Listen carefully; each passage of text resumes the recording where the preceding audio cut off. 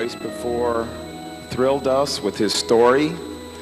He is the author of Bloodline of the Holy Grail, which traces the messianic bloodline from the life of Jesus to the current day, and that impact and influence on the royal sovereign houses of Europe. And the question always was what made that bloodline so important? And so the next book that he's going to be doing, which he's about halfway through, is the reasons why that bloodline was so important. And tonight he's going to discuss that with you and tell you why that was. Please welcome Sir Laurence Gardner.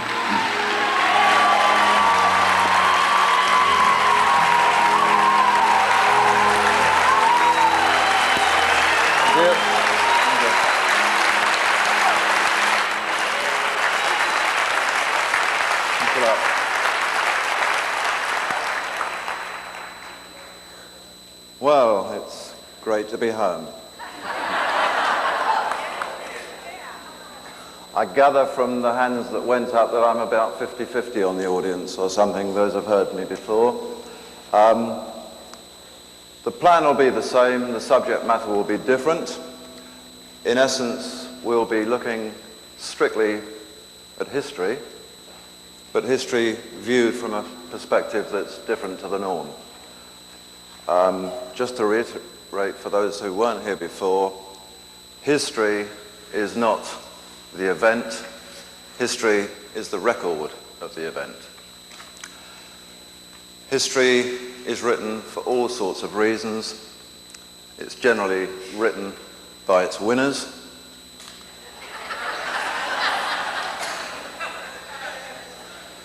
And as with all things, the stories of yesterday as today, we are told what we are supposed to know, and we learn it in the way that we're supposed to learn it. History may be, but it may not be, the truth.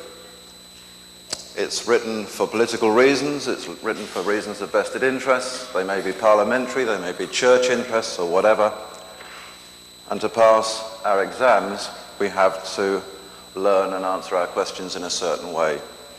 Does not make it the truth. Well, it's been a year since Bloodline of the Holy Grail was published. Those of you who did hear my earlier talks will know that the book is essentially, as Greg said, about the messianic bloodline as it's descended from Jesus Christ to the present day. It was concerned and is concerned with comparing the New Testament Gospels that we know today with the original first-hand accounts of the period, whether they be the Jewish records or the Roman chronicles themselves. So this is the first lesson to learn in history, that for the most part, the people who knew more about what they were talking about were the people who were there at the time, not those that decided to interpret it a few hundred years later. It's rather like the art critic who tells us what the artist really meant to say, when actually the artist knows best. So, what we did in Bloodline and in the talks that we did earlier this year was to just look at the way that the Christian church had established itself, how it had molded itself around a certain field of vested interest, most of which was to suppress the female in the church establishment, and because the church reigned supreme for so many hundreds of years, also in society as a whole. What we find when we look at the original texts of the era is quite a different story generally from those stories that we know today. Doctrines such as Jesus was born of a virgin, that he was the one and only Son of God, such things as these do not feature at all in the documents of the era. The New Testament actually gives details of Jesus' descendant lineage from David of Israel, King David and the kings of Judah. And this has led to the one question that I've been asked more than any other in the last year, and that is, okay, this is an important bloodline. It's the bloodline from Jesus. It has a big story to tell in history of the Western world and in the Middle Eastern world, but why on earth was it so special to begin with? It cannot be special simply because it came from King David. It clearly isn't special because it came from Jesus, because before that it did come from King David. The New Testament tells us that it did. History tells us that it did. And actually, the Roman archives tell us that it did, because it was they that purloined under edict from the emperor to collect all documentation concerning the Messianic line in AD 70. Most of these records are still held. They weren't destroyed as they were supposed to be. So the question is simply, what was so important about the bloodline? What made King David so important in the first place? And this is the trail that I was led on for the next book. And I'm probably about halfway through it now, as Greg said. I'm not going to start the story from the very beginning of it, because what I'm here to talk to you today is just about that one aspect of it. The Bible explains that the line that moved through the Old Testament story to King David, etc., was important because it began with Adam and Eve, first people, from whose third son, Seth, evolved a line which progressed through characters like Methuselah and Noah, down to Abraham, who became the great patriarch of the Hebrew nation. It relates that Abraham brought his family out of Mesopotamia, Iraq, into Canaan, Palestine as we came to know it. And the descendants then moved into Egypt and stayed there for a few generations and came back to the land of Canaan again. And so the story progresses. And if we view it just as we're told it, it's in fact quite a fascinating saga, but there is nothing anywhere in it to explain to us why this line was so special. Quite the reverse is in fact the case. The ancestors are portrayed really as a sort of nomadic wandering band of territory seekers who appear to be of no real significance whatever, apart from the fact that somebody decided to write up their story. They bear no comparison to the great pharaohs of Egypt of the time. The only consolation lies in the fact that from the time of Abraham, we're told that these were God's chosen people. That's a quandary sort of situation, because according to the scriptures, the God who chose them led them through nothing but a whole succession of famines and wars and hardships. And on the face of it, the line not only doesn't look special, it doesn't actually look to have been too bright.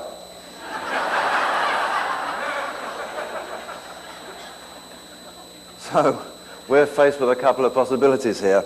Either David was not from this Abraham succession at all, or the story that we've been presented with is quite corrupted from the original tale. The version that we have of the story may be, just like the Christian story, adapted to suit the Jewish faith rather than to suit historical fact. So in consideration of this, I was reminded of exactly what had happened with my previous book, with the New Testament story. The Gospels that have been in the public domain for centuries bear little relation to the first-hand accounts of the period. The New Testament was concocted by the 4th century bishops to support the newly contrived Christian belief. What if the Jews had done exactly the same with the Old Testament, contrived it to suit the Jewish belief? So in this regard, it's interesting to note that although the New Testament was put together only 1600 years ago, the Old Testament, the one that tells the story from before, is actually 400 years younger than that in the form that we know it. It's based on Hebrew texts from the 10th century, just 150 years before William the Conqueror invaded England. So this is hardly first-hand accounts of anything. So I had to get back to the old writings once again, and this time we're really looking at old writings. The problem was that even if they proved to be available, the original Hebrew texts, which were rehashed centuries later in the 10th century, were themselves only written between the 6th and the 1st centuries BC. So it wasn't actually likely that even they were going to be that authentic in their telling of history from thousands of years before. The first group of books for the Old Testament was written while the Jews were held captive in the Babylon in the 6th century BC in Mesopotamia. So it was apparent that Babylon in the 6th century BC was where the records were probably held that gave the writers the information from which to put together the Old Testament. From the time of Abraham back to Adam, we have 19 generations in the Bible, and it would appear that the whole of the story of those 19 generations was all Mesopotamian. It was all Iraqi history. The interesting thing that I found was that when getting back into old Babylonian records was that there was a great tract of southern Iraq bordering the Persian Gulf in a land that they then called Shumer, which actually in the old documents is referred to as the Eden. Not the Garden of Eden, simply the Eden. And the Eden meant it in the language of the day a pasture land, a terrain of grazing country. I found when researching for Bloodline of the Holy Grail that good sources of background information were the texts that were not selected for the New Testament. Not the ones that are, the ones that weren't. Why weren't they? What did they say that we weren't supposed to know? Perhaps I thought the same might apply to the Old Testament. Maybe the secret here is in the books that were written down at the time from the Babylonian records but weren't ever put into print for our eyes in later times. So I looked for the books that were there but weren't included, and it's pretty easy to find a number of them. The books of Enoch and Jubilees, for example, with which you may be quite familiar. They're currently in print. They're in the public domain. They're just not in the Bible. A further book which I'd known about for some time because I talked about it in Bloodline was the book of Jasher. Another very important book. It's so important that twice in the Old Testament our attention is drawn to the great importance of the book of Jasher. It's not there. It's very important, but they missed it out. That book is still readily available today. So there's not going to be too many big secrets there. There are a few. It tells a very good story about the time of the Israelites in Egypt and their return with Moses to the land of Canaan and that part of the story. But it tells us nothing at all of any consequence about the early line, the early line from Adam or from wherever we're going to go. My attention was suddenly drawn as I ploughed through the Old Testament to two other books, which, in speaking to people, not many people had ever heard of before, and they didn't even know they were in the Bible. It says in the book of Numbers, "Wherefore it is said in the book of the wars of Jehovah." Subsequently, in the book of Isaiah, we read, "Seek ye out the book of the Lord." Nobody had ever heard of these books. The book of the wars of Jehovah, the book of the Lord. What on earth were they? Do they exist? Well, in fact, remnants of them do still exist. What transpired was that on pursuing the remnants of these books, and indeed the very substance of the Babylonian and Mesopotamian records that were put together for the Old Testament, was that the answer to one question became very clear indeed. It is said and asked many, many times by many people, how on earth is it that this God of the Hebrews, who chose them to be his people, led them through trials and tribulations and floods and famines, when from time to time, with quite a contrary personality, he appears to have done some pretty nice, merciful things. There's a conflict there, a conflict of personality which has never really been understood. Well, looking at the old records, looking at the remnants of these two books that I mentioned, we suddenly discover why they weren't included in the Old Testament, because they make it absolutely and abundantly clear that there was a distinct difference between the figures of Jehovah and the Lord. They were in fact quite separate deities. The God referred to as Jehovah turns out to be a storm god, a god of wrath, a god of vengeance. The other God, referred to throughout the original text always as the Lord, was different. He was a fertility god, a god of wisdom. So we begin to see from these texts how the different personalities are are answering the question, how was he one thing on the one hand and something quite different on the other? We're dealing with two different characters here in terms of the history written down at the time. So who was the Lord? In fact, what was the word he was called by at the time that would have been turned into Lord in the English language? Well, the word in Old Hebrew was Adonai. And in the Old text, he's also always referred to by the Hebrews as Adonai. The other God is referred to as Jehovah. The strange thing is that the name Jehovah does not appear at all once one begins to get back to the sort of turn of that millennium into the BC years. The further we get back, and we don't have to go too far before the name Jehovah disappears from sight altogether. And the name that we begin to see is the name that Abraham referred to, the God figure, in the book of Exodus or Numbers, I can't remember which one, but he calls him El Shaddai. Suddenly Jehovah has disappeared and become this other person. El Shaddai, the texts tell us, means lofty mountain, maybe Lord of the mountain, ruler of the mountain, whatever the words, a mountain god. What about the name Jehovah? Where did that come from? It came, as we're told in the Bible, from a quotation. It means I am that I am, and that was a statement meant to be said to Moses by God on the mountain. I am that I am. That was when Moses actually asked him who he was. Well, that leads one to wonder, because why would Moses have asked him who he was? I mean, it would have been pretty clear that God was God, but Moses wasn't sure. He was really saying, which one have I got here? So without wishing to give the game away, he didn't really admit to too much. He just simply said, I am that I am, and any one of us can say that. It means very little. Jehovah is not a name at all. The name to Abraham and the people of the time was El Shaddai. His opposer, the one that was called the Lord in the Old text, was called Adonai. And respectively in the land of Canaan, we find identical stories coming up. They follow exactly the same pattern. They take us through the same sequence of events. They tell the same sagas.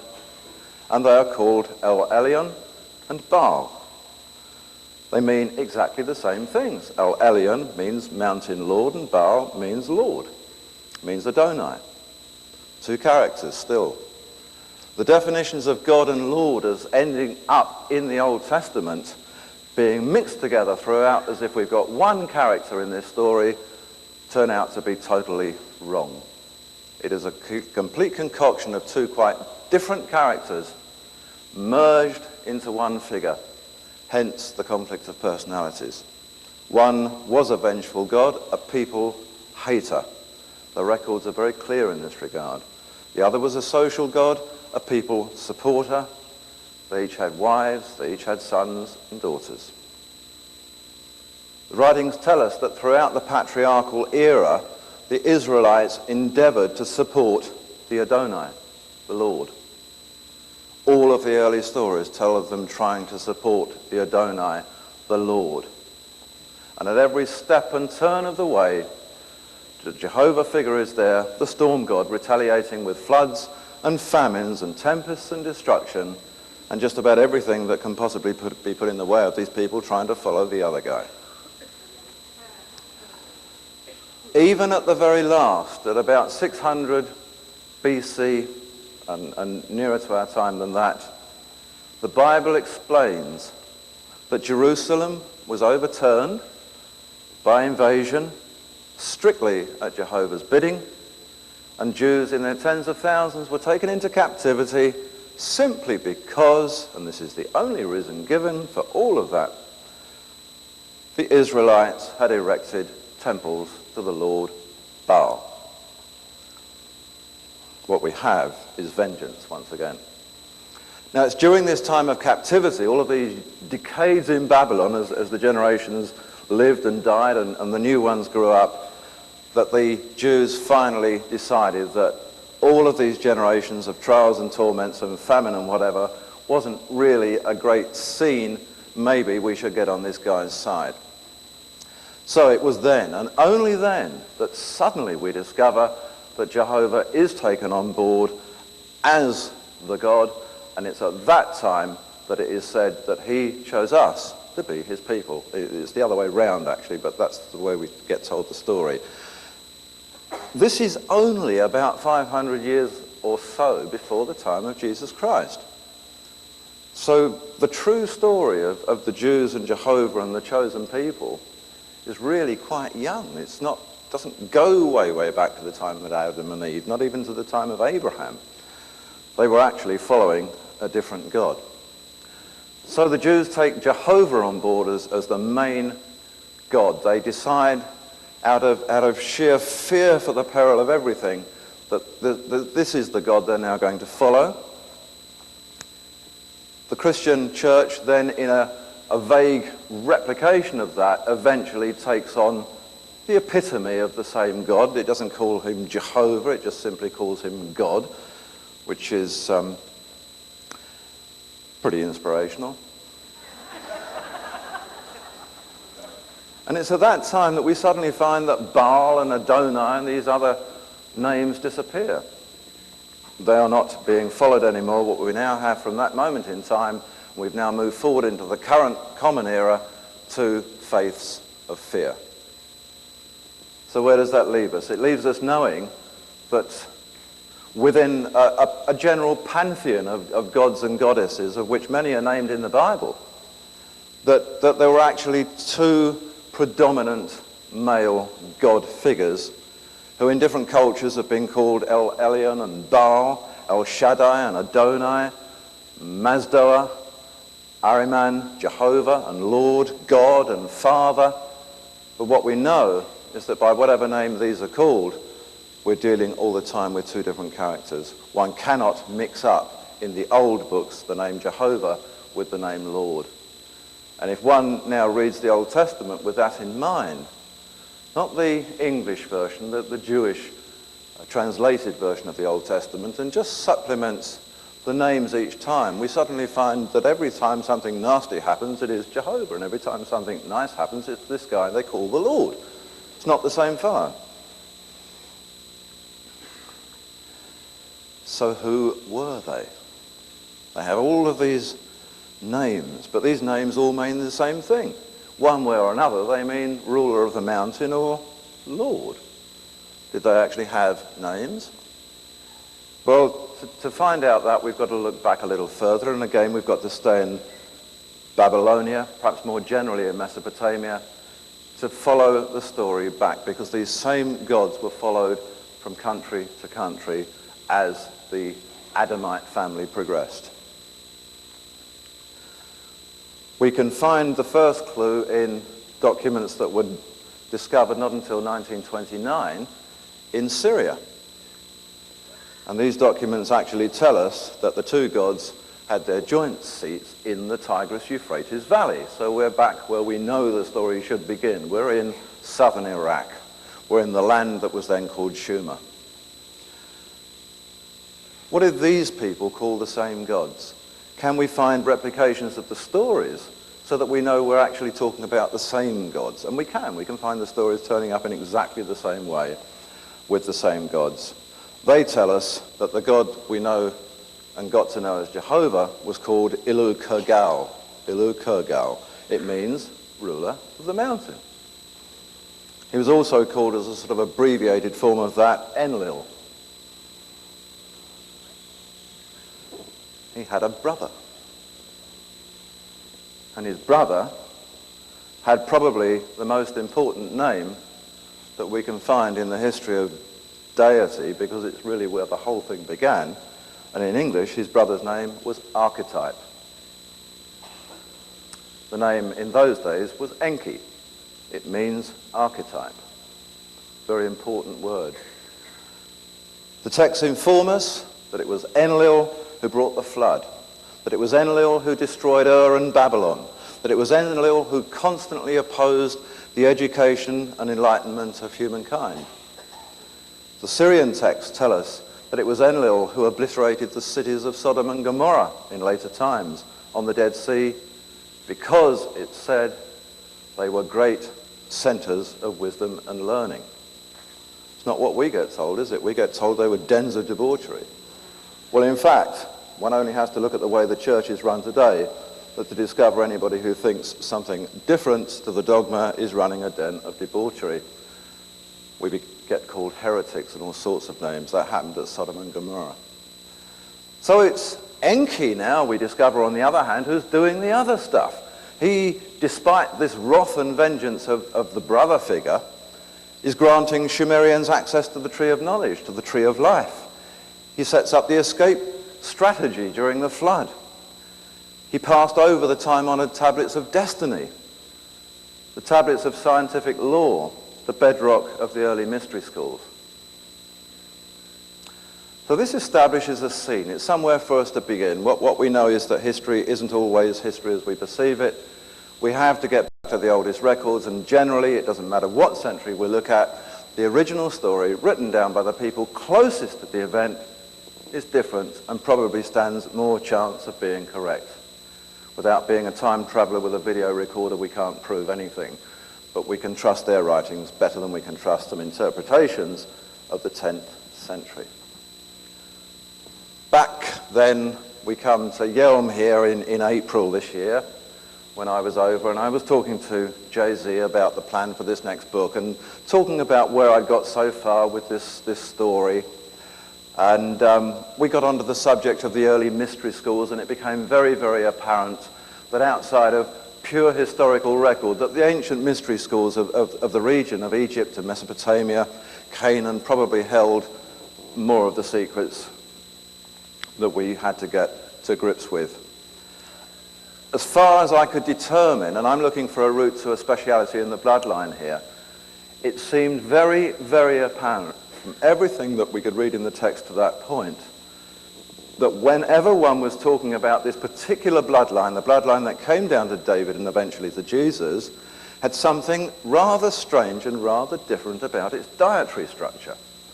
There was clearly a line being built up, a line being purposely contrived for some reason or purpose, whatever, and its diet was different. There were bodily supplements being used, that the words meant nothing in the text. I hadn't got a clue then what they were about. And so I was talking to Jay-Z about this, and she, with the wisdom of Mrs. Enki, said, "Fear not, because you will very soon meet the people who might have some of the answers." Well, I thought, that's pretty good. And I thought she was going to take me into the dining room and introduce me to somebody, but it wasn't quite like that. In a week and a half of getting back to Britain, lo and behold, quite out of the blue, contact was made. And they'd never heard of Jay-Z. I'm affiliated, for those of you that don't know too much about me, to an organisation called the European Council of Princes. It's a constitutional body. It comprises 33 sovereign houses, and it really operates as a sort of parliamentary buffer between dictates and what people will or will not be subjected to. I was approached simply because of that, not because of my new book, by an organisation that I'd never heard of before, considering all of my years of involvement. I'd never heard of them. And they were called the Imperial Court of the Dragon Sovereignty.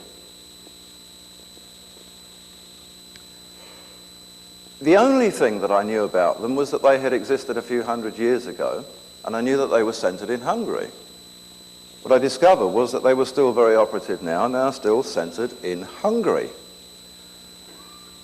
Their story, however, is much, much older, and this became terribly intriguing. Those of you who read books about ancient law and mystery schools and Freemasonry and all of this sort of thing will know about the Hermetic schools, the early schools in ancient Egypt from the time of Thutmose III, where he ruled in about 1450 BC. And we know then that there were scientific academies that had apparently great secrets. What we're not told is that the mystery schools that Thutmose inherited were actually schools founded by the priests of Ra in about 2200 BC, and the senior of these mystery schools was called the sovereign court of the dragon. We actually have here the oldest single scientific mystery school in the world. What were the earliest aims and ambitions of the order? See here, they said, this is what we were set up to do, and this comes from 2000 BC, to perpetuate and advance the scientific strength of the royal family. Now, we're looking here apparently at the royal family in Egypt. But once one gets into the genealogy, we can find that that same family was the family that were the great kings in Iraq earlier. The picture begins to emerge. Yeah, there's something special here. There's something so special here that they set up royal courts and orders to look after the formulation of this family.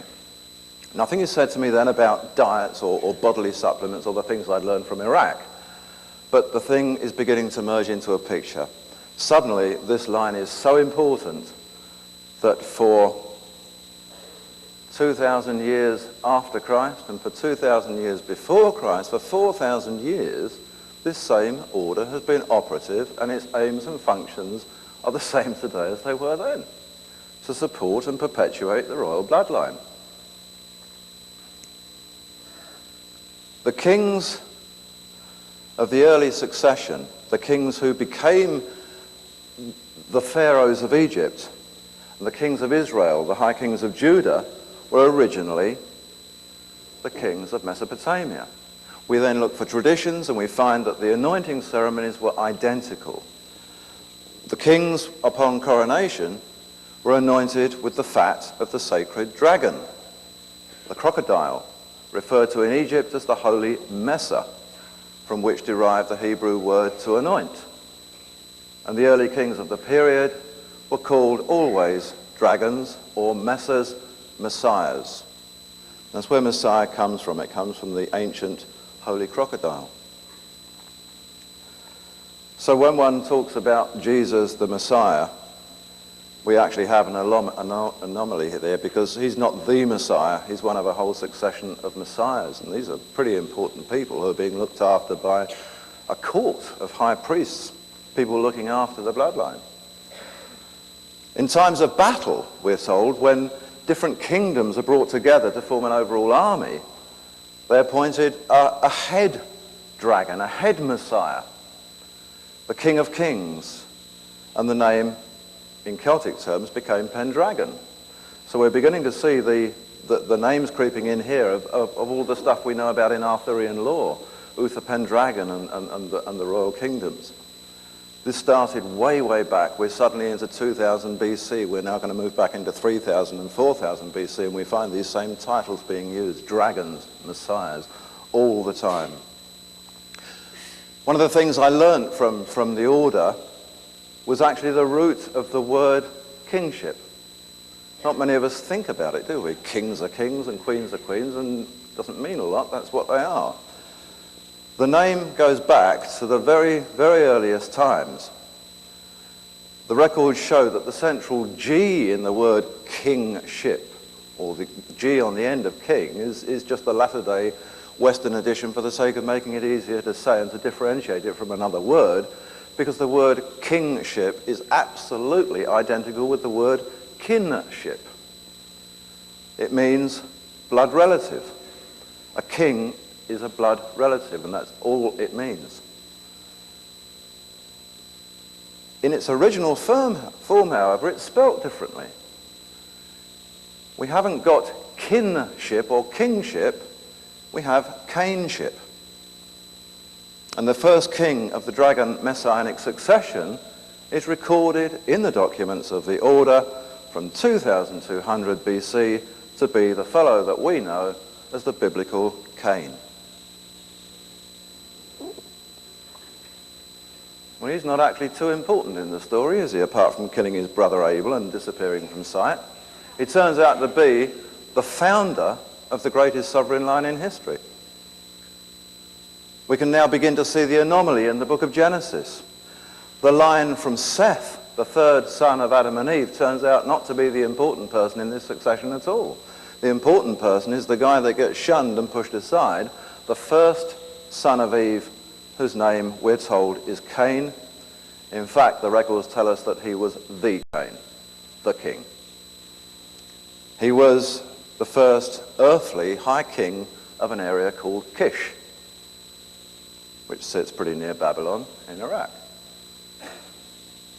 So two more things then suddenly come to look. The more you start looking now, the more begins to leap out from pages, just as it did with the New Testament stuff.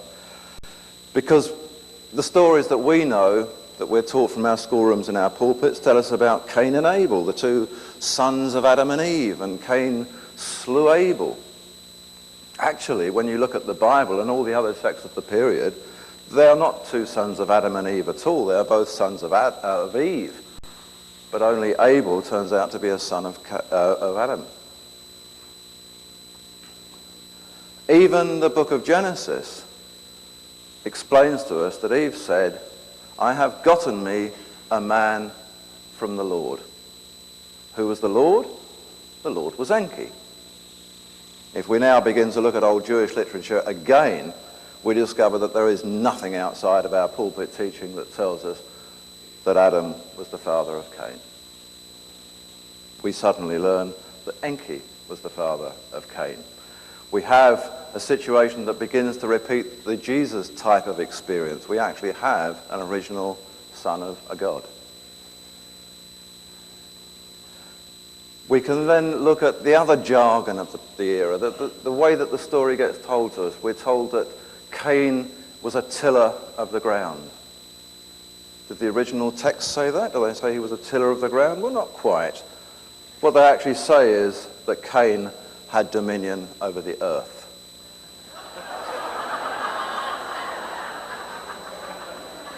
Well, it's not quite the same, is it?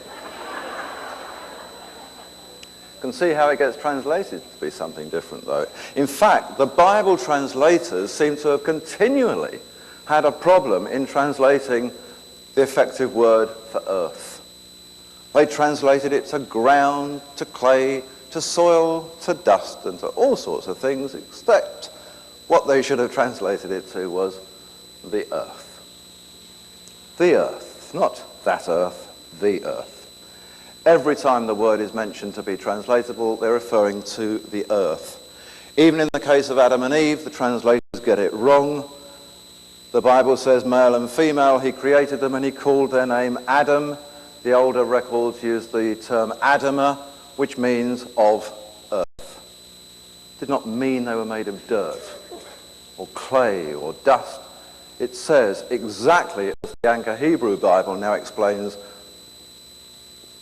clearly for us all to understand, they were of the earth, they were earthlings. So we're suddenly discovering there's a bit of a difference here now between the gods and the earthlings, and we know that earthlings, if something is called that, it's not quite like the average person, because lots of other people around at the time, they're not called earthlings. So there's a difference. Here are people who for some reason or another are not gods, but they're not just ordinary evolving people, they're earthlings. There is a hell of a lot, and people here have probably read authors like Zecharia Sitchin and others. There's been a lot written about the sort of genetic engineering that went on at that time, about how characters of the era that may have ended up being called Adam and Eve or whatever were clinically cloned in some regard. I'm not actually going to dwell on that tonight. It's a part of my book, and I actually go much more fully into it than Sitchin and others. What I really want to do is to cut to the chase here and get onto the story of the bloodline. So we need to take that as read, that the Adam-Eve figures were the first of something. We know that they were the first of something. Everything tells us it was, and the Sumerian records themselves tell us that they were the first of something which they call the branches. And the word branches, the word for branches was clones. Spelt just like it is today, it means branches. So Adam's not the first man on earth, he's the first of a specifically devised strain of being, and his surrogate mother is actually named in the records of Iraq, and she's called Ninkursag. It means lady of life, lady of the embryo. She was the surrogate mother. mother of Adam, and we find Adam actually recorded by the name Adam, Adama, Ataba, various forms of the name as the very, very first king before Cain of this country called Kish. So we find that the bloodline is now beginning to have a little more significance. They're not just wandering nomads picking fruit off of trees and things. We're building up a kingly line here right from the start. It was because of Ninkursag's title, the Lady of Life, that Eve, or Ava as the records call her at the time, was subsequently given exactly the same name by the Hebrews, Lady of Life. It's said in the text that Eve actually means life. So that's where the title comes from. It comes from the goddess who was the Lady of Life. But there's something actually rather more strange here, because Eve's always called the Lady of the Rib as well. We get told how Adam's rib was pulled from his side and she was made from this rib. Well, that's an odd one, because Lady of Life in Sumerian, the word for Lady of Life was Ninti. Ninti. There was another word pronounced T, a longer word than T, and that meant rib. And the Hebrews actually didn't seem to understand the difference between the two. So Ninti and Ninti became the same thing, and she became the Lady of the Rib, and it was really that simple. There's nothing else in the records to tell us anything about Adam's side and ribs and all of this sort of stuff. Lady of the Rib, Ninti, mistranslation for Lady of Life. So we now have Enki and we now have Enlil, and we suddenly discover that this Ninkursag woman, this goddess, this Lady of Life, is their sister. And they're both married to the same sister. It is the rule of matriarchal kingship as applied at the time, the same rule that subsequently got made the rule on earth. Kings married their first, second sisters or first or second cousins. And it seems to suddenly become apparent that this is being done to perpetuate something quite specific in the bloodline. Those who have read books about ancient Sumer and the gods of the time will know that the great pantheon of the era were called the Anunnaki. These were the gods of the time. In Canaan they called them Elohim. In fact, the court of the Elohim, the court of the Anunnaki, the Grand Assembly as it was called in those days, is actually mentioned in the Bible. If we look at Psalm 82, we discover Jehovah actually making an appearance at this court before the other gods and trying to claim supremacy. So even the Bible tells us that he wasn't the only one. Cain was important, we discover, because he's actually the son not of Adam and Eve, but of Enki and Eve. We actually have here, if we use the word that they used, the word clone, or clone, the branch, we have a second stage in the cloning fertilization process. We have now not only a partly contrived Eve, who is 50% Anunnaki, we now have Eve and Enki, who is wholly Anunnaki, and a son that turns out, according to the records, to be at least 3/4 Anunnaki. We have a man who's very much approaching a god figure himself.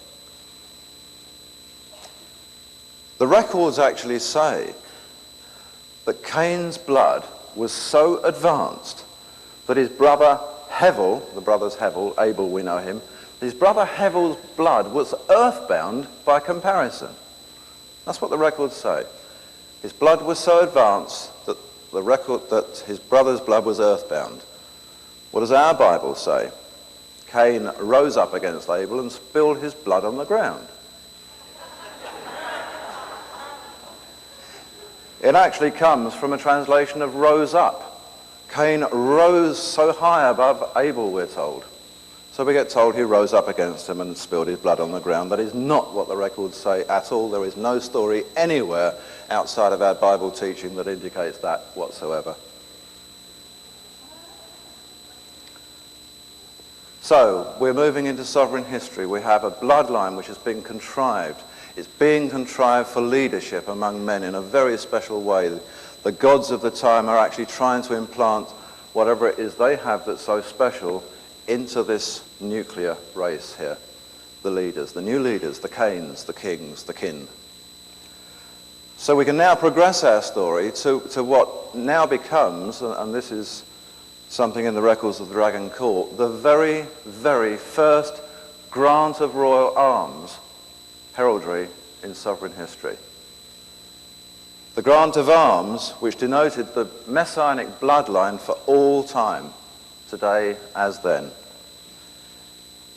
The Sumerians refer to this insignia as the Grail. Grail.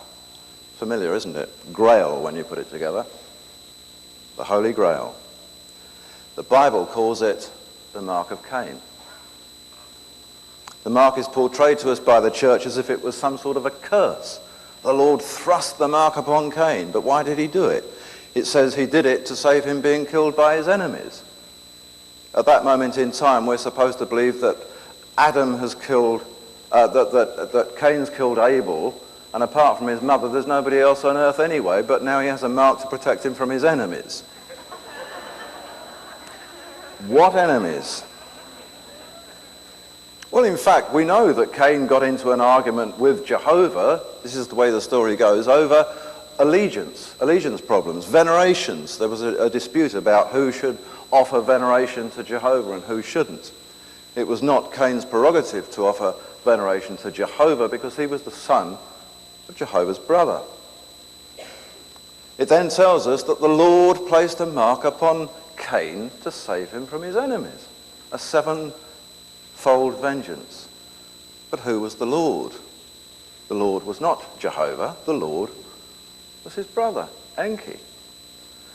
So we find, in fact, what the Dragon Court has recorded for all time, something called the first grant of arms in sovereign history, when Lord Enki grants to his son the Grail, the mark of Cain.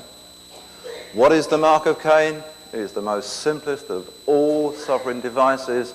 It is very simply, and the Phoenician records tell us this, the early Hebrew records tell us this, the Mesopotamian records tell us this, and they all tell us the same symbol. It is very simply an upright red cross within a circle. A very familiar image. A red cross in a circle. It's called the Grail. Why was it called the Grail?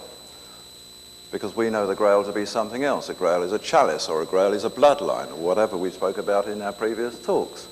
Well, it's rather odd, because this emblem, although it's a cross within a circle, is defined as the dew cup, the cup of the waters. This is rather interesting, because when one gets into Grail lore of medieval times, we always have ladies of the waters, ladies of the fountain, things like water's terribly important here in this early sovereign history. The mark of Cain is the dew cup, the cup of the waters, which in the sort of Greco-Roman language of early times was called Rosae Crucis. Rosae dew, crucis cup, Rosae Crucis from whence comes Rosicrucians. The dew cup, the Grail, an upright red cross. Even today, the Dragon Court uses the same emblem. It's a little more advanced, a little more pretty, but it's the identical emblem to what they had then. So Cain is now king. Cain has a grant of arms. What do we do to perpetuate his bloodline? What do we do to make his heirs and successors even more special? We now have to marry him back into the godly line. He marries a woman, the records tell us, called Lulava. The Bible doesn't give us this name. It tells us about his offspring, but it doesn't give us her name. Other records do. Lulava. It names their son in the Bible, Enoch. Other records name his other son, Atun. The Sumerian records tell us that Atun was the successor of Cain. That's the reason why he's not mentioned in the Bible. Only Enoch is. Atun was the successor. Atun, as Etana, was the next high king of Kish. So we're now beginning not only a royal bloodline, we're actually beginning to see the very first kingly dynasty on earth. Kings, earthlings, Adamers, highly bred people meant to be leaders among humankind. We keep seeing them referred to as the fruit and the branches of the vine. In latter-day times, the Holy Grail is often referred to as a vine of grapes. The word keeps coming up. These people are Cains, these people are clones. Now today we use the clone in quite a different form, but it almost means the same thing, specially contrived to be of a kind. K-L-O-N-E in the old spelling. So by virtue of this contrived breeding, what we have is a specifically modelled succession beginning to build up in history. A succession which, judging by their military prowess, judging by their political influence, judging by their leadership at the great assemblies, seem to have a much more heightened awareness than the norm. In terms of culture and wisdom and general intuition, there is no doubt that these people were advanced. His blood was so advanced that he rose above his brother. This seems to be the story throughout the generations. The senior people in this line are really beginning to look quite special. And this is the line that is finally going to end up with King David and eventually with Jesus. It was recognized at the time, however, that there was more to it than just producing a line and dealing with its diet and its general health. What they do seem to know about, and they make a very big thing of it, they don't call it the same thing, but it would be what we call today DNA. And they record very, very specifically that the important gene that moves through this from generation to generation is strictly a female gene. The DNA structure that gives the ability for true kingship comes through the mother, always.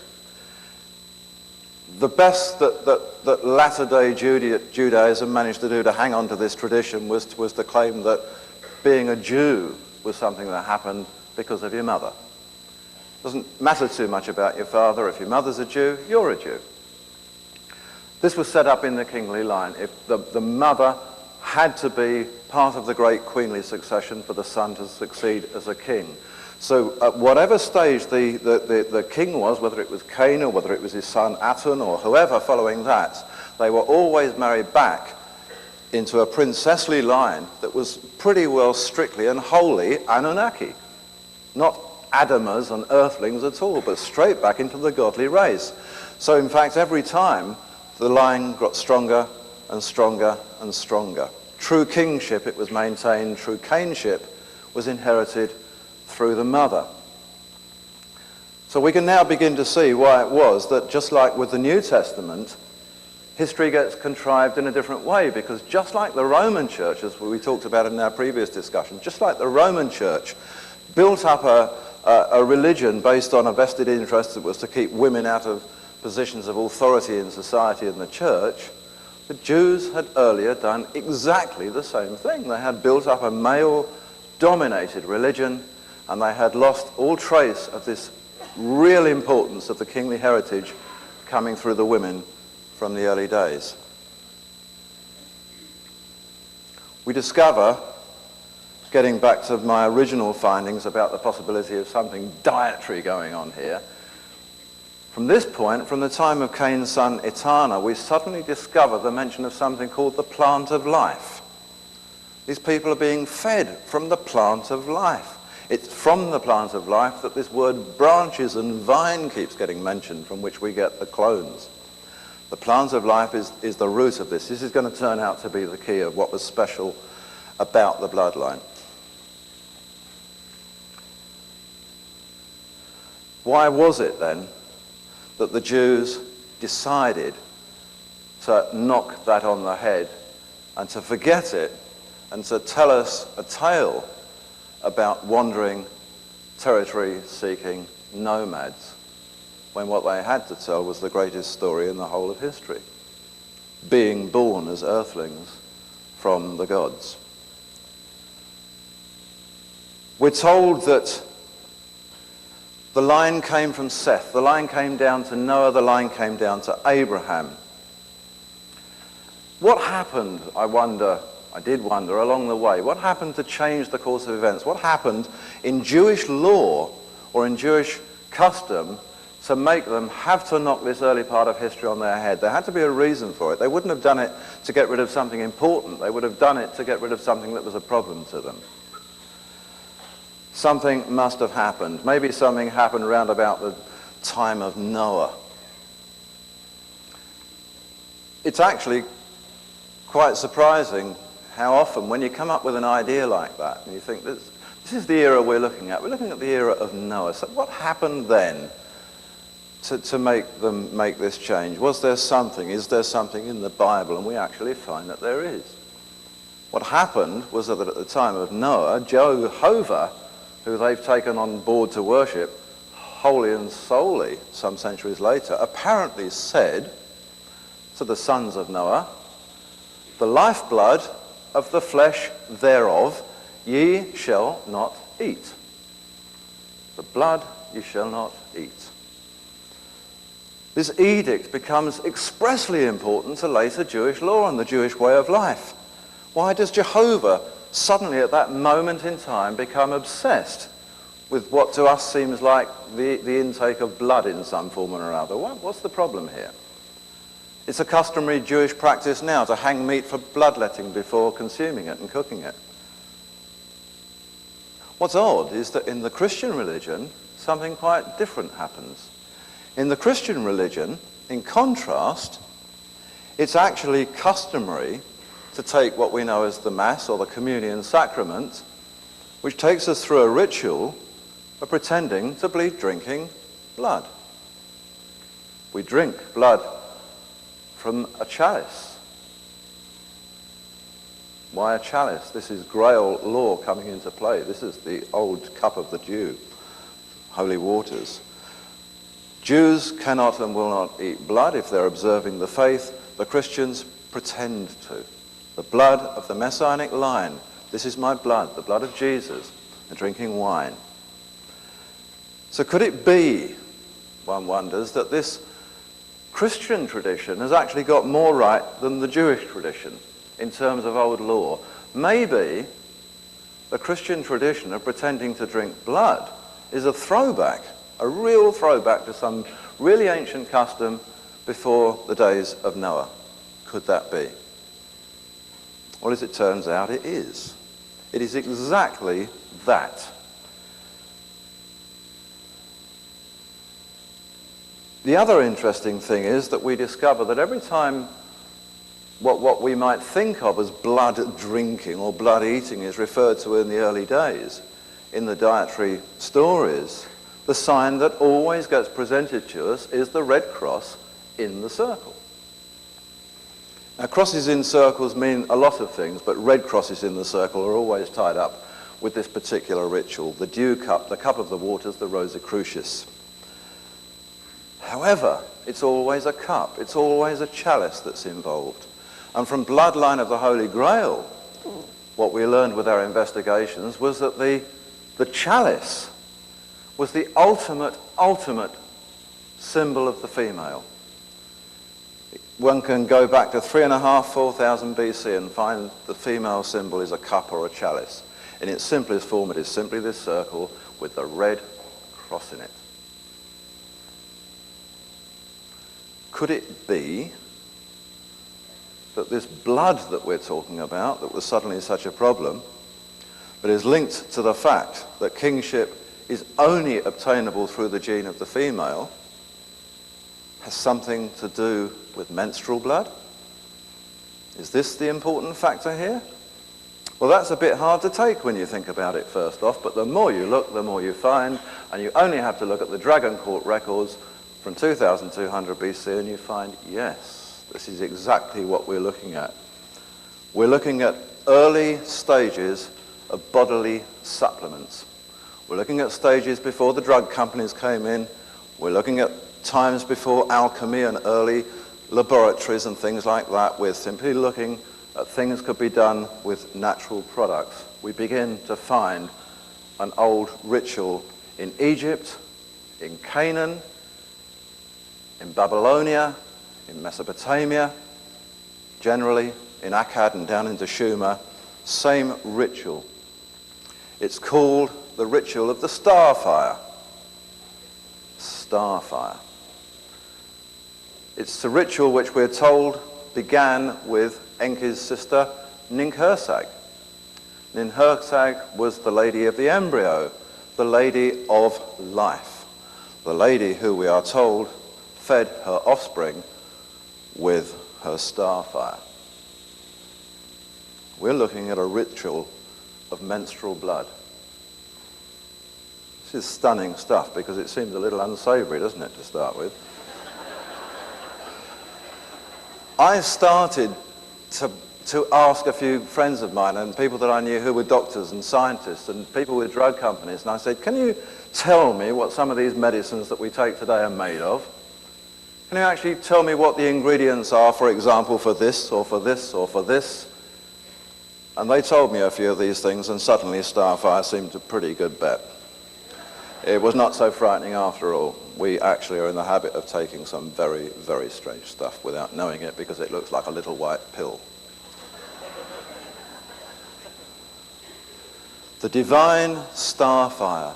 Suddenly, the more you look for it, the more you find it. And every time you find it, you find the circle with the red cross, the cup of the dew, the cup of the holy waters, the cup that overflows.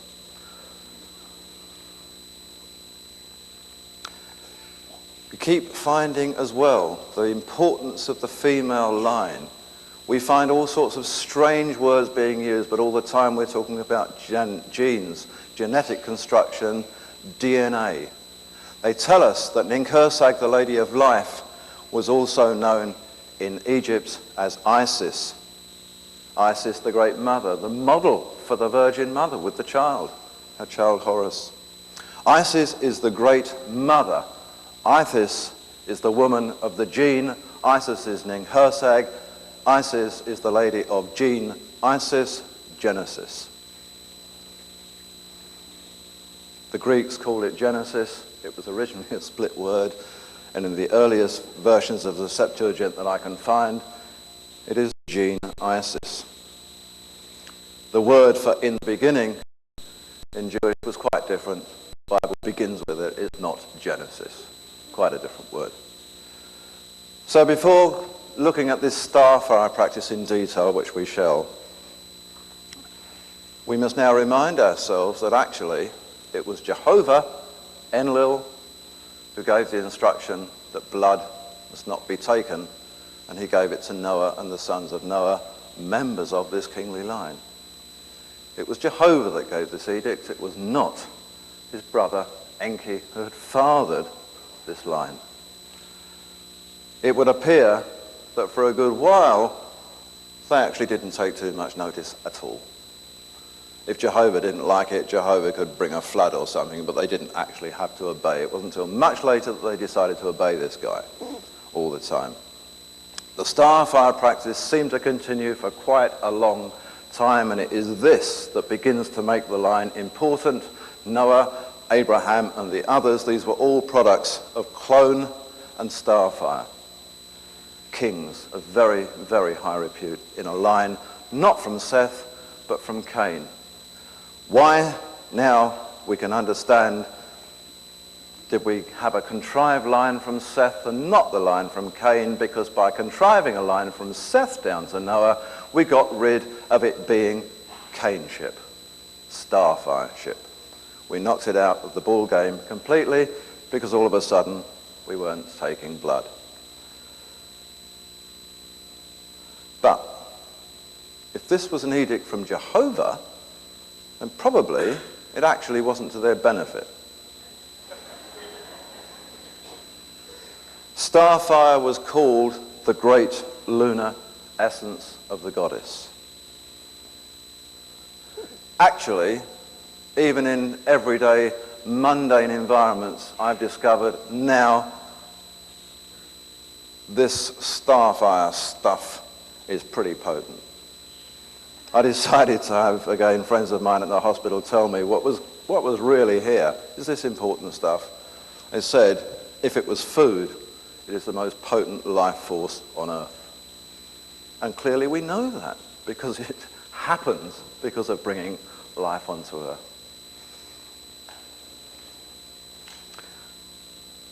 producers of starfire, the goddesses who held themselves in position for this particular function for the kingly line, were designated the flowers. Flowers. Which actually was written flowers. It is exactly where our word flower comes from. The flower was the flower, and the flower was always the lily, and the lily was the key to the name of just about everybody in that line. A version or a variation of Lily, just like Lulava was the wife of Cain. Lulava, again from a base of Lily. From Lily we have Lulava, we have Lilith, we have Lilutu, we have Lilet. What actually, I ask my doctor friends, is really so special about starfire? What's so special about this food that, if not used, ends up being menstrual blood? It holds, they said, the greatest of all bodily secretions from certain glands, from the pineal gland, from the pituitary gland, certain parts of our brain function that give us specific levels of awareness and intellect. All of the things that the kingly line needed. What was actually happening was that instead of them relying solely on their own glandular production of secretions and hormones, they were being fed with enhancements for this. Just like we take hormone replacement therapy and other bodily supplements today. But they were taking it at a very, very advanced level, because this is not earthly stuff, this is Anunnaki starfire, straight from the goddesses. What we suddenly find is that because of the impact that this has on glands like the pineal, we're not only feeding the body more substances like melatonin and serotonin, we're actually causing the glands within those kingly people themselves to begin to produce more of these hormones.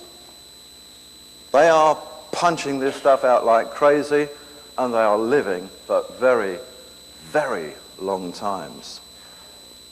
All of a sudden, the great ages of this patriarchal line in the Bible begin not to look so strange after all. Because when one looks at the historical record of exactly the same family, these same numbers of years keep appearing. They lived for hundreds of years. And it was said that this was exactly because of this practice. Well, it's no secret really, actually, it hadn't occurred to me before, but when one studies the importance of glands like the pineal and melatonin production, even today, we know that there are within these secretions keys to anti-aging. They have anti-aging properties. Well, they were actually using this, and they were making really good use of it, and they were making sure that their kings lived for a very, very long time. The interesting thing is that once one steps outside of this line and looks at parallel families, these ages aren't there at all. These ages are as normal as anybody else's. The great ages in the line continued way past Noah for a few generations. And not until we get to the time of Abraham and beyond does suddenly the life patterns begin to change in the line. The ages begin to become more normal. Isaac lived for 110 years, and we're gradually coming down the tree, and soon we're into people living 70 years and 80 years and pretty ordinary sort of lifespans. So what we can judge by this is that we have actually hit it on the head, that it's around Abraham's time, not Noah's time, that they began to take notice of, thou shalt not take the lifeblood. They were beginning to pull off of it. So we have a situation where we have a line now coming down, and it supposedly goes from Abraham down to David, but actually it's ceasing to become very special. So why is it still special when it gets to David? Well, perhaps it went somewhere else and came back, and it actually did.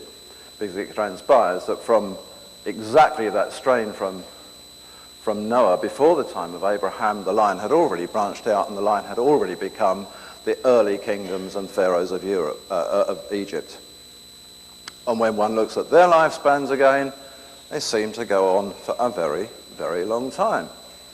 In fact, some of them go on for so long that there are no records of deaths and certainly no evidence of any tombs. Goodness knows what happened to them.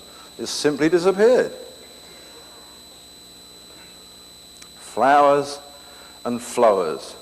The plant of life, the flower, it was said, was a lily who gave us the nectar of supreme excellence, which the Greeks called later soma. Soma is related to life, to longevity. So why dragons? We know that the Messiah was a dragon. We know that the crocodile was the root of dragon.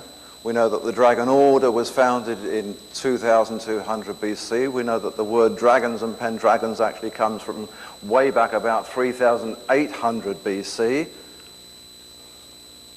Why isn't the symbol a dragon? Why is the symbol this red cross? Well, in actual fact, one discovers that the symbol is a dragon. The red cross, the dew cup, is a dragon. The circle, it transpires, is a serpent, clutching its own tail, creating everlasting, the unity. So suddenly, the dragon is linked with the dew cup, is linked with the Holy Grail, and it's why the Grail kings were still called in the Middle Ages pendragons. The symbol was the same, and as one progresses through history and follows the red cross symbol, it gradually emerges that this is actually a dragon, and it's more pictorially displayed, but it was always that. It was always a dragon, and the dragon was called Draco, Draco the dragon. It was the emblem of the pharaohs. The dragon, it was the emblem of the Egyptian Therapeute at Qumran in the time of Jesus. It was the Bistia Neptunus, the great sea serpent of the Merovingian fisher kings in France, and it is the emblem of most of the royal families today, somewhere on their coats of arms, the dragon, Draco. Draco is identical as a dragon with serpent because there's little relation between these fire-breathing winged dragons that we see in nursery rhyme. The dragon was originally more like a crocodile. It was a four-legged, rather large snouted serpent. Serpent and dragon were absolutely identical, and it didn't really matter which word was used, it meant the same thing. The dragon, the holy crocodile, the Messa, the Messiah. The word serpent is used many, many times in the Bible. Starts off with the story of Adam and Eve and the serpent in the garden. Dragon in the garden. Every time we see the word serpent in the Bible, when we look back at the original Hebrew writings to see what it was translated from, it was translated from a word that with vowels in it comes to something like Nahash. N-H-S-H, consonantally. The word meant to decipher. It meant to divine. It meant to find out. It had nothing whatever to do with snakes. The dragon was always he who held the knowledge, he who from one found out, he whom could divine, and that is the root of why we call gods and deities divine, because they held the roots of the serpent, or the Nahash, to the divining. They had the knowledge, they had the knowing, they were the kings, and the serpent of the garden, we are told, was Enki.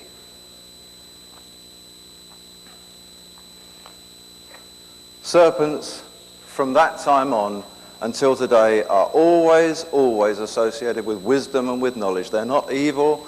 They've never been evil in any law except Christian and latter-day Jewish law. They were wisdom. They were healing. They were knowledge.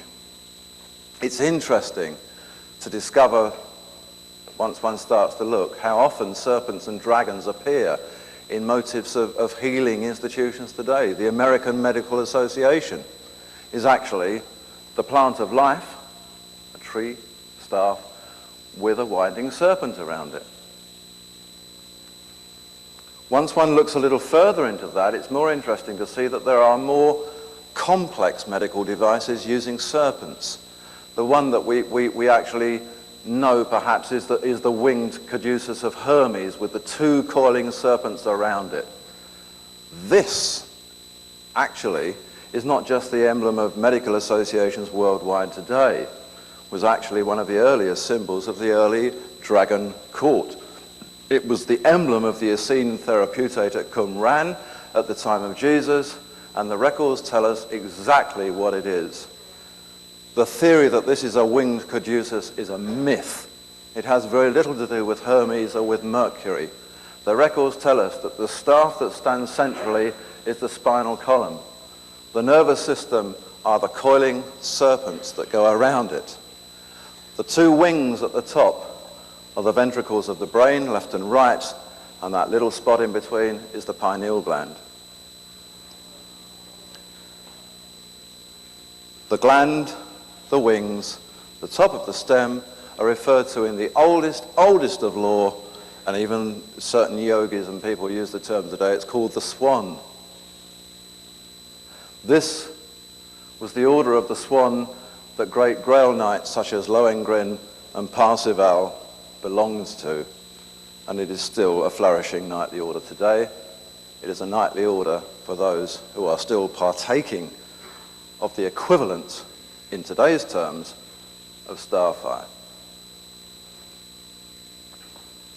I don't have to tell you too much, I suppose, about pineal glands and things like that, but for the benefit of a few who might not have read too much, the gland is small, it's tiny, it sits between the two left and right sides of the brain. It doesn't form part of the brain matter, but it's part of it, it's central. It sits in the back and it's sort of in the middle here and looks straight through the front. It's called the third eye sometimes. What it does is to produce the hormone, the secretion that gives many of the qualities that were actually purposely fed back into this bloodline. Melatonin and the pituitary gland produces serotonin, all important for longevity, all important for intuition, important for awareness, important for just about every aspect of supreme and superior leadership. They were called, even then, people of the swan. They were also serpents, they were also dragons, they were also kings of the Grail dew cup. And it's why this mythology creeps on even to the modern times. We can get into the Middle Ages, we can get into Arthurian lore all the time. We have chalices, we have ladies of the fountain, ladies of the flow, ladies of the waters. We have dragons, we have pendragons. All of these names crop up, and these names exist in one form or another going back for 5,000 years. In the days of ancient Sumer, we can find records, and there are tens of thousands of records from that era now available that have been translated in the last 50 years, that actually explain that the priests of Anu, who was the father of Enki and Enlil, the priests of Anu perfected and elaborated a ramifying medical science of living substances. And it tells us that the most important of these for the treatment of just about anything was menstrual starfire from the Anunnaki goddess. They called it the gold of the gods. It was used as medicine, but it was fed daily and regularly to the kings of the succession. In Egypt and Mediterranean in later times, we discover that the ritual progresses. This is beyond the days of Anunnaki now. Starfire becomes a priestly activity. There are bred for the purpose within the temples virgin priestesses who exist only for the purpose of producing the starfire, and they are called scarlet women.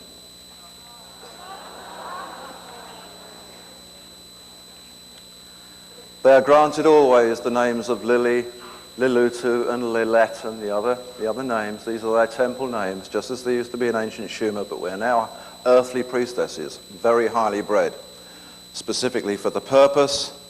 The red of the cross now becomes given a name, and the red of the cross is called Ritu. It's actually not an Egyptian name, it was an Asian name, but it was called Ritu.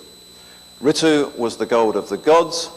Ritu is the word from which we actually get red and ritual, and indeed root. And red, Ritu, was defined as red gold of the golden starfire. So suddenly we begin to get something new happening here. We're beginning to get the words red and gold tied up together. They don't mean the same thing at all, but red is now gold, and gold is now red, and the red is the gold of the gods, and the ritu practice becomes the ritual.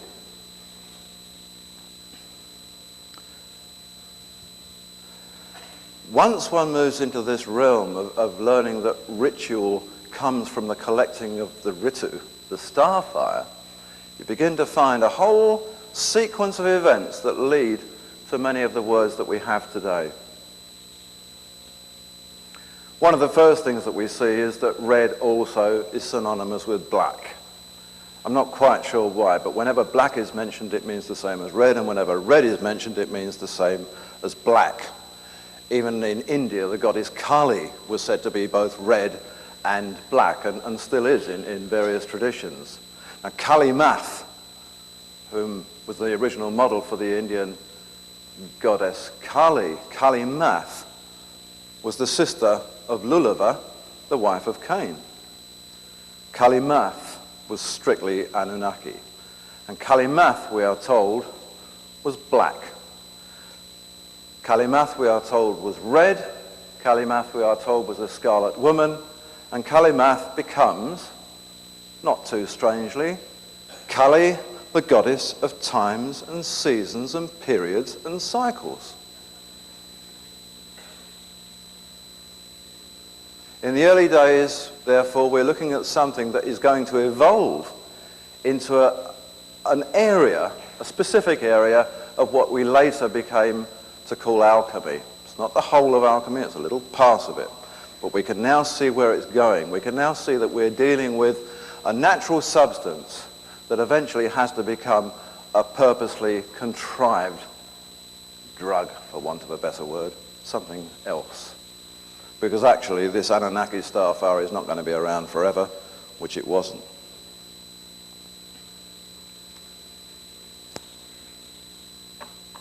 What does starfire do? It produces hormonal secretions. Who were the people that knew about these secretions?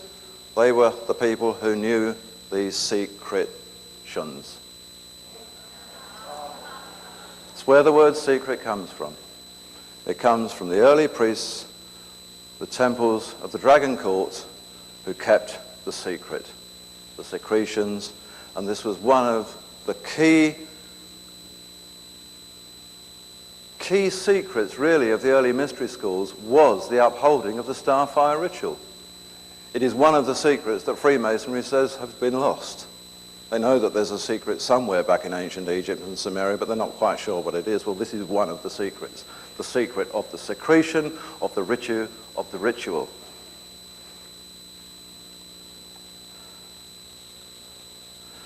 Are there any other words, we wonder? There actually are. In fact, there's no end to them. Once you start looking, we can suddenly find that this English language of ours that we thought came from bits of Latin and bits of Greek, of course does. But where did they come from? They came from ancient Egypt and ancient Sumer and all of these other countries, and the words keep piling in, not just ritual and secret, but other words as well. Coal. Coal is black. Coal comes from Bath Coal. Who was Bath Coal? Bath Coal was what the Jews called Kali. Kali, coal, coal, black. The women who were the scarlet women, the priestesses, were said to be the women of the voice. They were actually producing the wisdom of tomorrow. They had the voice. They produced the starfire. The womb was therefore the utterer of the word, the utterer, the uterus. It goes on and on. In fact, you wouldn't believe how many words come out of this stuff.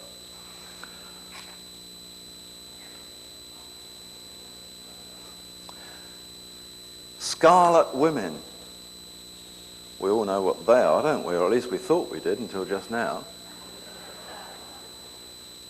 The Greeks called the scarlet women, these great priestesses of the starfire, hierodulae, which actually got sort of shortened via medieval French into English to the word harlot.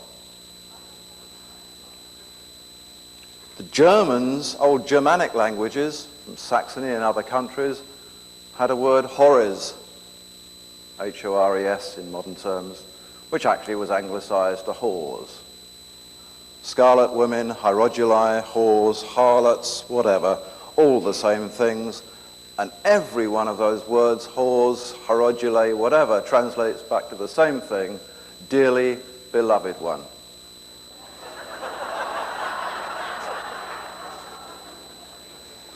There is no connection whatever. And really the good dictionaries still tell us this if we care to look. There is no, not even the slightest vestige of similarity between the word whore and harlot and, say, prostitute or adulteress. They are not linked in any way. All words tell us what they mean, and those words mean dear beloved one. Scarlet women, sacred priestesses of the starfire. So when did it go? When did we suddenly forget all this stuff? Why was it so important? Why did we suddenly just have people who bled their meat and weren't of much consequence really until later days? It actually happened when their latter-day descendants, whether in the Jewish tradition or in the later Christian tradition, decided to actually start forging history. Not just translating it, but interpreting it to suit a vested interest of the moment. The one thing in the Jewish faith, as in the Christian faith, that was absolutely predominant was that any importance played by the female had to go. Not on. This is male stuff now. Priests, that's what we are. So it gets lost. Not because it necessarily has to, but because suddenly history has become religion. Not just religion, but a faith of fear. A religion based on venerating a guy who will bring floods and famines and destruction if you don't do as you're told.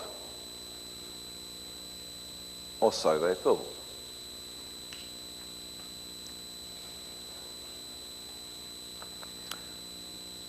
The Rosicrucius, the Dew Cup, the mark of the later Rosicrucians is all based on starfire ritual.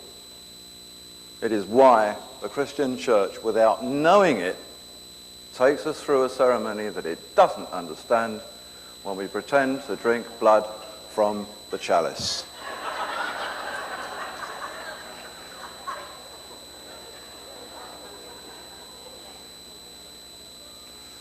It had all sorts of names. It was nectar of the gods. It was gold of the gods. It was also called the ceremony of the light. Now we're moving into areas that we begin to understand here, the ways of the light. Following the light, we suddenly look at the Essene records and the records from the Dead Sea Scrolls and whatever, and suddenly we're into a whole new scheme of operations which is pursuing the roots of the light. The light, when we look back at the old records, actually was the starfire. The starfire is about the acquisition of ability to have special knowledge and wisdom. This is the light. This is the starfire. This is the root to it, and that had gone because it had been taken away. We're now looking for it. The light, it is said, exists in everybody. It simply has to be awakened. There are various ways of awakening it, but the natural way, we are told in the oldest records I can find, is simply by will. Self-will is the route to the light, a thought-free consciousness, a plane of pure being. And they called this plane of pure being the plane of Sharon. It was actually this very concept of being through the starfire, being I am that I am, that became the problem for Jehovah when the edict against blood was issued. Even after Adam was said to have taken from the tree and eaten of the fruit, God in the Bible, Jehovah, says, look here, guys, the man has become one of us. Those are the words, nearly. Behold, actually, behold.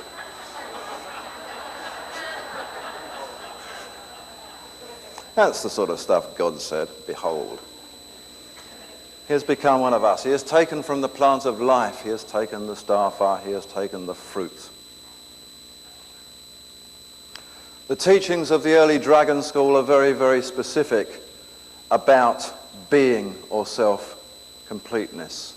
It was the key to everything that this succession was built up on. It's actually not too far adrift from what you guys are about today.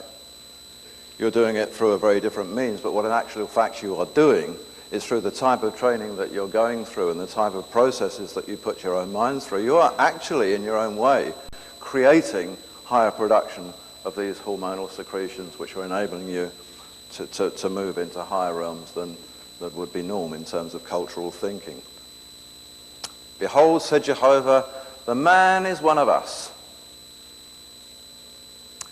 This is an interesting quote, and I think we'll have a little break after this just to get ourselves comfortable and do whatever we have to do. But this might interest you, this quote. This quotation comes from 2200 BC, and it's not too far adrift from the sort of things that we're talking about here today. Nothing, it said, is achieved by wanting. Nothing is achieved by relinquishing responsibility to a higher authority. Belief is the act of be-living, for to be live is to believe. Belief is believing. Belief is beliving. The will is the ultimate medium of the self. This is the route to the knowledge, it said. This is the route to the personal God, because the personal God is within and the self is God, the absolute consciousness, the Kia, I am that I am.